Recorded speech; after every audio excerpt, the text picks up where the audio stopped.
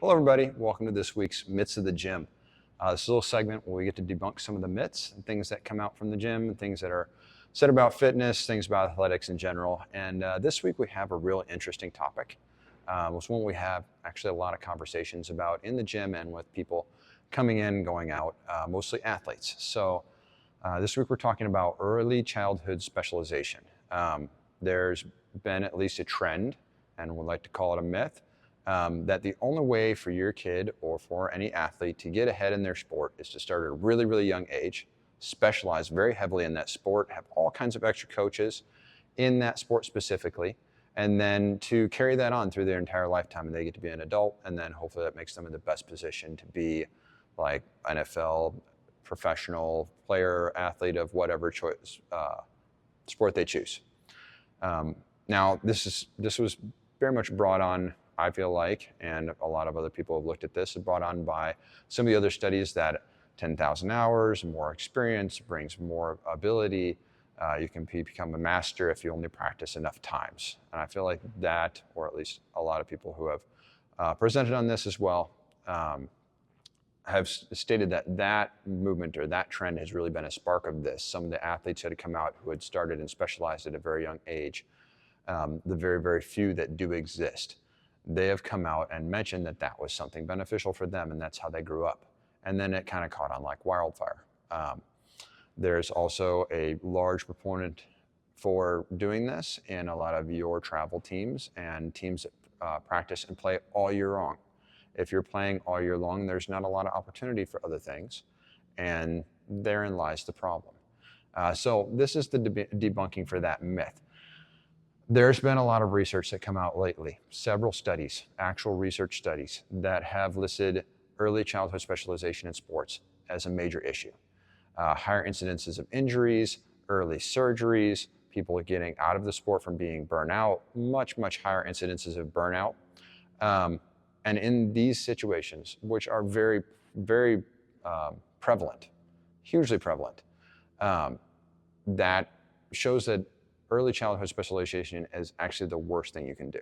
If you're putting your kid or you're an athlete and you're deciding to specialize at the early age of 7, 8, 9, 10 years old in one sport, you are limiting yourself hugely in what you can do. If you're someone who is a multi-sport athlete, you are putting yourself ahead.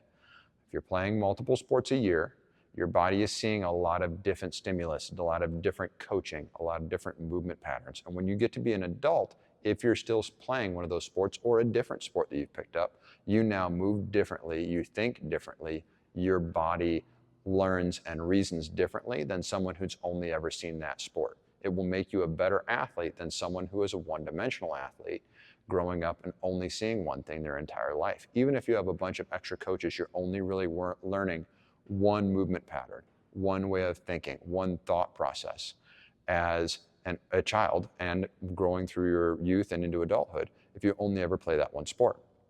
If you're playing multiple sports, meaning one sport in each season, so you have a fall sport, maybe a winter sport, a spring sport, maybe you take the summers off, maybe your winter sport and your fall sport are weightlifting, and then you're competing in the spring into the summer, anything like that where you're exposing yourself to two or more stimulus, two or more sports, two or more things to do, activities, at different times of year where your body can learn differently. Now, if you're an athlete and you play one sport all year long and you decide to pick up another sport, you're not getting enough of the other stimulus and enough time away from one stimulus to allow your body to change in the way that it needs to. You're not allowing that brain space or that ability, recovery space to have new learning patterns picked up during that period of time. So what you need to do is find times in the year, find times in your life where you can rotate in and out of seasons, rotate in and out of sports. So that's our debunking for today. There's a lot further we can go into this, and if you're looking for studies, it's very easy online. Just Google early childhood specialization research, and on Google research, there's a lot of other places that you can find research on this. Behavioral studies, physiological studies, looking at everything from injuries to mental capacities. So if you're someone who's early specializing or considering early specializing your child, or if you're an athlete and you're 7, 8 years old and you think that the only thing I ever want to do is one thing, Find something that supports that goal, or find some other sport that supports your child's goal. Wrestling is a great one if you're playing football. Jiu-jitsu is a great one if you're playing football. If you're playing soccer, take up track. If you're a swimmer, take up track. There's a lot of different things, badminton, tennis, anything you can think of that have different movement patterns than what you're doing that might actually benefit what you really want to do. And they might even wind up liking them more than what you're doing to begin with. So that's our debunking for this myth. Obviously, there's a lot to be said and a lot I want to say. There's never enough time on one of these videos. If you have any questions, go ahead and talk to a coach in the gym, or go ahead and look it up on your own. Find your own information. I'm always a proponent for independent research. Thank you.